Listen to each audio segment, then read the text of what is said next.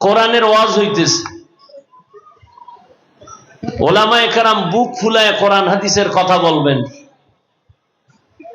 ইঞ্জিনিয়ারের কাম কি? বিল্ডিং কেমনে সুন্দর করা যায়। ইঞ্জিনিয়ার ওই কাম বাদ দিয়ে যদি ডাক্তারি শুরু করে, রোগী বাঁচবে না মরবে? ডাক্তারের কাম রোগীর চিকিৎসা করা।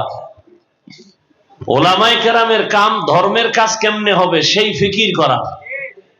তবে ওলামায়ে কেরাম এই জাতিকে নিয়ে যেই পরিমাণ ভাবে, পৃথিবীতে এই জাতিকে, এই উম্মাহকে নিয়ে আর কেউ ভাবে না। সবাই দল নিয়ে ভাবে, আমার দল কেমনে গুছাই বড় করি। নেতা নিয়ে ভাবে, নেত্রী নিয়ে ভাবে। ওলামায়ে কেরাম উম্মত নিয়ে ভাবে। এই কারণে ছাত্র জনতার বৈষম্য বিরোধী আন্দোলনে ওলামায়ে কেরাম জীবনকে বাজি রেখে রাস্তায় বেরিয়ে পড়েছিলেন। কথা ঠিক? ওলামায়ে কেরাম রাস্তায় নাইমা নিজের গদি দখল করার আওয়াজ দিছেন না জুলুম বন্ধ করার কথা বলছেন? আলেম কি বলছে প্রধান উপদেষ্টা আমাকে বানাও? কোন আলেম বলছে? যারে বানাইছে তার বিরুদ্ধে আন্দোলন করছে? করে নাই। কিন্তু এখানেও রেড সিগন্যাল দিয়ে রাখছে, জুলুম করলে ছাড় নাই। জুলুম করলে ছাড় নাই। আমাকে ক্ষমতার দরকার নাই। আল্লাহ যে চেয়ার দিছে, এটার এই চেয়ারের দাম বেশি না 5 বছরের এমপির চেয়ারের দাম বেশি? তা আমাকে এই চেয়ারের দরকারটা কি? হ্যাঁ, তবে আল্লাহর রসুল আমাদের আদর্শ। রসুল সর্বক্ষেত্রে আদর্শ দিয়া পরিচ্ছন্ন পরিবেশ করে গেছেন। এটাকে যদি কেউ নাপাক করতে চায়, তখন আলেম হাত দিয়ে ওটাকে পরিষ্কার রাখতে হবে।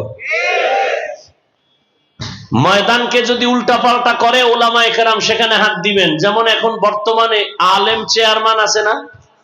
এখন এই রানী মুফতি হেদায়েতুল্লাহ আজাদী, বক্তা আবার চেয়ারম্যান।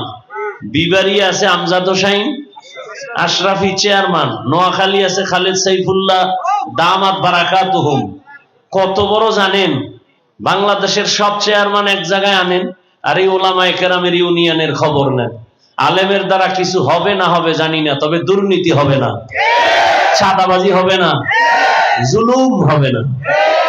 খালেদ সাইফুল্লাহ সাহেব হাফিজি হুজুরের জামাতা, বুড়া মানুষ, সাইকেল চালাইয়া সরকার যে চাউল দিছে গ্রামের মানুষের, গরিবের, ওই সাইকেলে চাউল লইয়া বাড়ি বাড়ি যাইয়া মাইপা মাইপা দিয়ে আসে। এর নাম ইসলাম।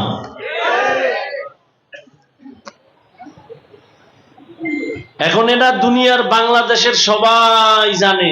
যারা মদ পান করে সেও জানে মদ খাওয়া হারাম, ইসলামী শান্তি। জানে না?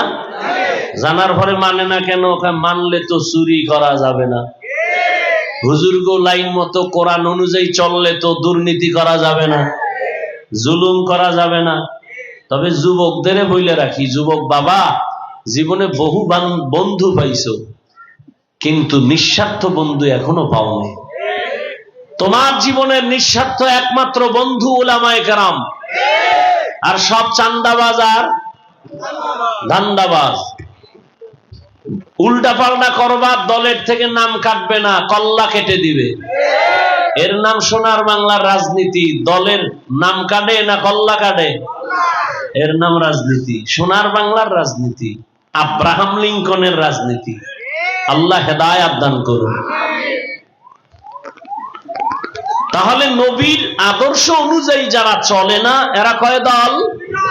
একদল আগ্রহী আর এক দল। একজনে নামাজ পড়ে না, গালি দেওয়া যাবে? গালি দেওয়া যাবে না। আগে বুঝতে হবে সে কি আগ্রহী না বিদ্রোহী। যে আগ্রহী আশা করা যায় হেদায়েত পেয়ে যাবে ইনশাআল্লাহ। বিদ্রোহী, ওর কপালে হেদায়েত নাই। এই বিদ্রোহীর থেকে খুব সতর্ক। আল্লাহ বুঝার তৌফিক দান করেন। হাদিস নিয়ে 2-4টা বললাম, এবার ওয়াল আসরে সূরা নিয়ে 2-4 মিনিট বলি। আল্লাহ শপথ করলেন, ওয়াল আসরের শপথ। শপথ করলেন কেন? আল্লাহর কোরআন সত্য তো, বলেন না কেন? কত % সত্য? কিছু কিছু সন্দেহ নাই। তাহলে কসম কেন করলেন? দুনিয়ার সব মানুষ যদি আল্লাহর কোরআন না মানে মিথ্যা হবে, সবাই যদি মানে এতে কি সত্য হবে? আল্লাহর কোরআন দুনিয়ার মানুষ মানব বা না মানব, আল্লাহর কোরআন তার নিজ স্থানে সত্য। চ্যালেঞ্জ দেওয়া না? কেউ ভুল বের করতে পারছে? পারে নাই। তাহলে আল্লাহ কসম খাইলেন কেন? আমরাও মাঝে মাঝে শপথ করি, কসম খাই। কেন কসম করি? সন্দেহ দূর করি। ভাই এমন কথাটা এমন, কয় মানি না, মিথ্যা, কয় কসম, কাহা এখন মানি। তাহলে আমরা কসম খাইছি কেন? সন্দেহ দূর করতে। আল্লাহ কসম খাইছেন কি সন্দেহ আসিল দূর করার জন্য? কোরআনে সন্দেহ আছে? তো কসম খাইলেন কেন? এর অনেক জবাব। সব জবাবের নির্যাস হলো আল্লাহর সব কথাই সত্য। আমান আসদাকু মিনাল্লাহি কিলা, সব কথাই সত্য। তবে কসমের পরের কথাটা আরেকটু গুরুত্বপূর্ণ। মানুষের মনকে আকৃষ্ট করার জন্য কসম করেছেন। এরকম অনেক জায়গায় করেছেন। ওয়াত্তিনি ওয়াজ্জাইতুন ওয়া তুরি সিনিনা ওয়া হাযাল বালাদিল আমিন। তিনের কসম, জাইতুনের কসম, তুরে সিনার কসম, নিরাপদ শহর মক্কা নগরীর কসম, ওয়াস সামাই যাতিল বুরুজ ওয়াল ইয়াউমিল মাউউদ ওয়া শাহিদিন ওয়া মাশহুদ। বুরুজ বিশিষ্ট আসমানের কসম। আল্লাহ বারবার কসম করেন, অদ্দুহা ওয়াল লাইলি ইযা সাজা মা ওয়াদ্দাআকা রাব্বুকা ওয়া মা ক্বালা। লা উকসিমু বিয়াউমিল কিয়ামাহ ওয়া লা উকসিমু বিন নাফসিল লাওয়ামাহ ওয়াস সামাই ওয়াত তারিক। আল্লাহ বারবার কসম করেছেন কেন? এক নাম্বার, যেই জিনিসের উপরে কসম করলেন জিনিসটা বড় দামি বুঝাবার জন্য। দুই নাম্বারে কসম খাইয়া সামনের যে কথা বলবেন এই কথাগুলো অন্যের তুলনায় আরো গুরুত্বপূর্ণ বুঝাবার জন্য। আসমানের কসম খাইছেন, আসমান বড় দামি। সূর্যের কসম খাইলেন, সূর্য বড় দামি। আল্লাহ পাক রাতের কসম খাইলেন, রাত বড় দামি। রাতের অন্ধকারের কসম করলেন, অন্ধকার বড় দামি। ওয়াজআলনাল লাইলা লিবাসা ওয়াজআলনান নাহারা মাআশা। আল্লাহ আসরের শপথ করলেন, শপথ, আসরের শপথ মানে আসর বড় দামি একটা সম্পদ। এরপরের গুরুত্বপূর্ণ কথা, ইন্নাল ইনসানা লাফি খুসর। নিশ্চিত পৃথিবীর সব মানুষ অবশ্যই জাহান্নামী। কসমের পরেই তো কথার গুরুত্ব বেড়ে গেছে, কিন্তু আল্লাহ পাক আবার তাকিদ দিলেন, ইন্না, নিশ্চয়ই। আবার লাম তাকিদ, লাফি খুসর, লাম তাকিদ দিলেন, তাকিদের উপরে তাকিদ। এত গুরুত্বপূর্ণ কথা। সব মানুষ জাহান্নামী। বাংলার মানুষ জাহান্নামী, আমেরিকার মানুষ জাহান্নামী, লেবাননের মানুষ জাহান্নামী। এক কথায় দুনিয়ার প্রতিটি মানুষ জাহান্নামী। আল ইনসানের আলিফ লাম ইস্তিগরাকি। দুনিয়ার একটা মানুষও বাদ নাই যে জাহান্নামী না। সব মানুষ জাহান্নামী। কথা কার? সন্দেহ আছে?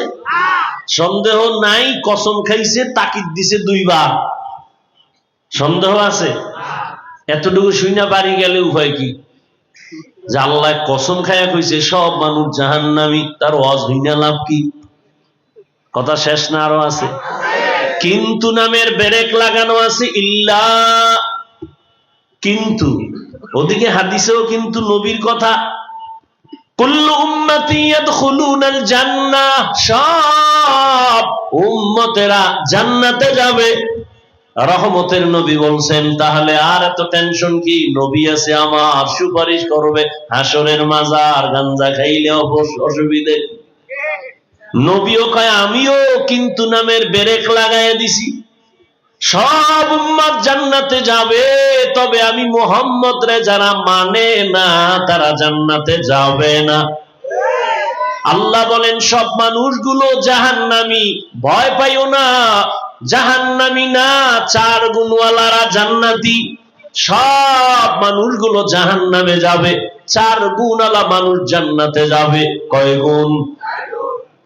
এবার খেয়াল করেন, 4 গুণওয়ালা মানুষ জান্নাতে যাবে। ইল্লাল্লাযীনা আমানু ওয়া আমিলুস সালিহাত। 1 নাম্বার গুণের নাম ঈমান, দ্বিতীয় গুণের নাম নেক আমল। ভালো করে বুঝেন, 3 নাম্বার গুণ হলো ঈমান আমলের দাওয়াত, অন্যকে দেওয়া। 4 নাম্বার গুণ হলো ঈমান আমলের বিরোধিতা করনেওয়ালাকে বাধা দিতে গিয়া ধৈর্য ধারণ করা।